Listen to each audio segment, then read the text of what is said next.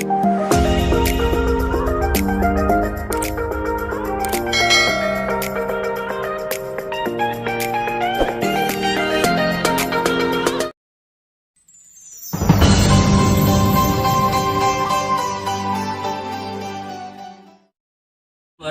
wabarakatuh. Alhamdulillahirabbil alamin. Rabbil nasta'in ala umuri dunya waddin. Wassalatu wassalamu ala asyrofil anbiya'i wal mursalin sayyidina wa maulana Muhammadin wa ala alihi washabihi asma'in amma ba'd. Saya di sini dari kelompok 8 akan menerangkan bid'ah dan tradisi. Bid'ah, definisi bid'ah. Menurut Imam Nawawi dan Imam Izzuddin bin Abdissalam mendefinisikan bahwa bid'ah dengan redaksi hampir sama, melakukan sesuatu yang baru yang tidak ditemukan di masa Rasulullah, sebagaimana hadis Abi Dawud, jauhi sesuatu yang baru karena semua yang baru itu bid'ah dan semua bid'ah itu sesat. Adapun amaliyah baik yang bersandar pada semangat keislaman tentu tidak termasuk pada bid'ah yang sangat menyesatkan. Misalnya berziarah kubur ke makam orang-orang yang soleh dan berkunjung ke makam sebelum masuk bulan Ramadan. Sebenarnya permasalahan bid'ah ini sudah ada sejak dulu, tetapi masalah ini mencuat sejak ada pengelompokan dalam Islam sejak masa Khalifahur Rasyidin. 2. Klasifikasi bid'ah.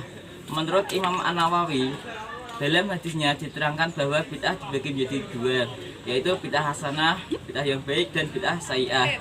Kemudian ahli hadis lain yaitu Al-Hafidz bin Abdul Hajar sependapat dengan Imam An-Nawawi bahwa ia mengutip pendapat dari Imam Asy-Syafi'i yang diriwayatkan oleh Al-Hafidz Al-Baihaqi dan Al-Hafidz Abu Nu'aim bahwa qala Asy-Syafi'i bid'atu bid'atani mahmudatun wa madmumatun.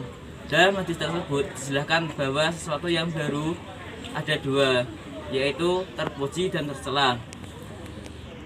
Selanjutnya amaliyah yang punya dalil bukan bid'ah. Tidak semua amaliyah itu mengandung nilai negatif, tapi ada juga yang positif. Amaliyah yang tidak memiliki dalil secara khusus kerap dituding sebagai bid'ah, padahal tudingan tersebut tidaklah benar.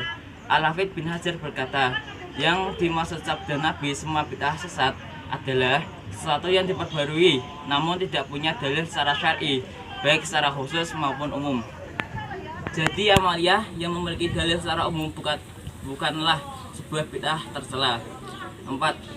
Bid'ah hasanah di masa Nabi Muhammad.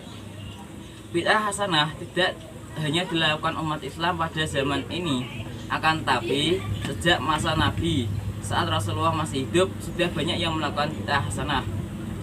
Pertama ada sahabat Bilal yang secara nyata sudah melakukan bid'ah.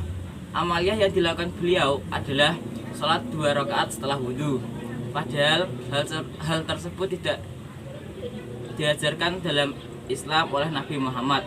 Namun Nabi tidak mengangkatkan bahwa kamu telah melakukan bid'ah, justru Nabi memujinya.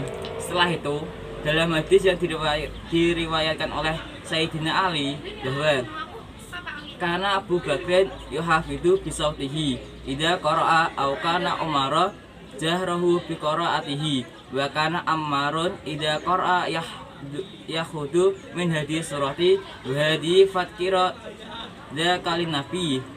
Dalam hadis tersebut terdapat amaliyah yang dilakukan sahabat seperti Abu Bakar yang melakukan suara ketika membaca Al-Quran, Umar yang mengeraskan suara ketika membaca Al-Quran, dan pada Ammar apabila membaca Al-Quran mencampur surat ini dengan surat yang lain. Nabi pun memberikan tanggapan bahwa semuanya baik. 5. Bid'ah di masa sahabat. Bid'ah yang dilakukan sahabat setelah Rasulullah wafat misalnya adalah pembukuan Al-Quran menjadi satu mushaf yang tidak dilakukan di masa Rasulullah.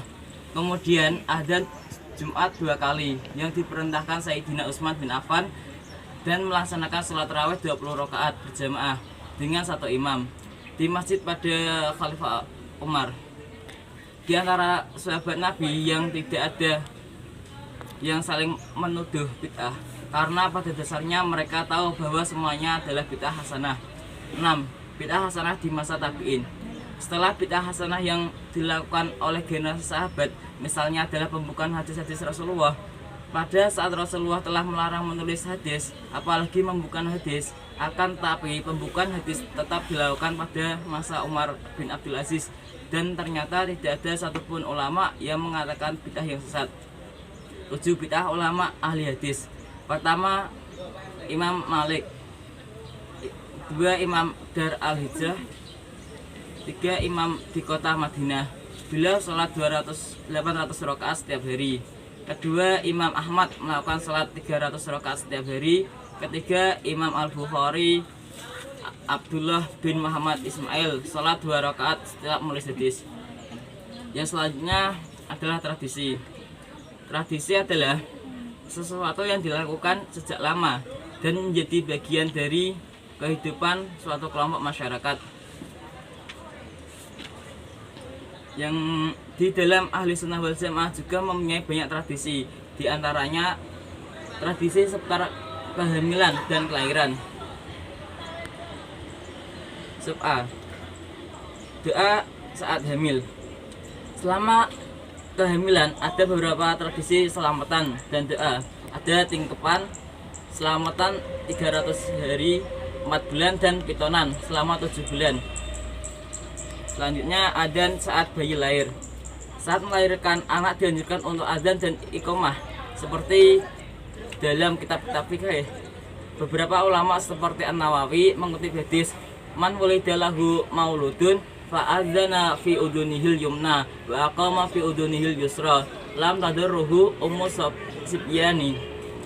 Artinya, barang siapa melahirkan anak lalu diadzani di telinga kanan dan diiqamai di telinga kiri, maka akan selamat dari setan asibyan.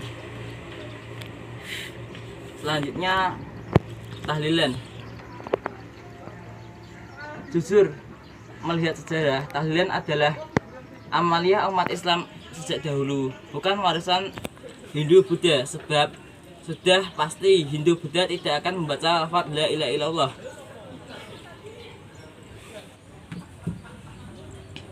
Berikut ini beberapa hal yang terkait tradisi yang sering dipermasalahkan.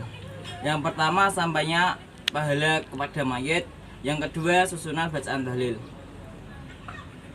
Susunan bacaan tahlil memiliki sumber dan ijtihad ulama. Sudah pasti yang dinamakan hasil ijtihad bukan perbuatan bid'ah. Yang pertama, surat Al-Fatihah, surat Ikhlas, surat Al-Falaq, dan surat An-Nas.